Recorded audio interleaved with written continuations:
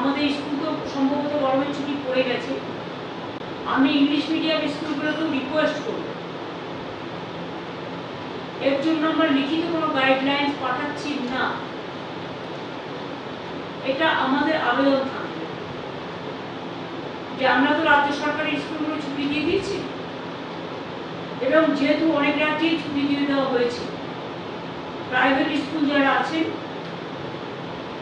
তারাও যদি দয়া করে অনুগ্রহ করে, কাল বাদে পরশু দিন তো রবীন্দ্র জয়ন্তী, আপনারা আপনাদের ছুটিটা রবীন্দ্র জয়ন্তীর দিন থেকে যদি করে দেন ভালো হয়। বাচ্চারা যাতে বাড়ি থাকে আপনি ভালো, বাড়ি থেকে পড়াশোনা কিছু না, আপনাদের তো ছুটি হবে, হয়তো কেউ আর 10 দিন বাদে দেবেন, কেউ আর 7 দিন বাদে দেবেন, কেউ আর 5 দিন বাদে দেবেন, যেটা আমরা 7 দিন আগে দিয়ে দিয়েছি।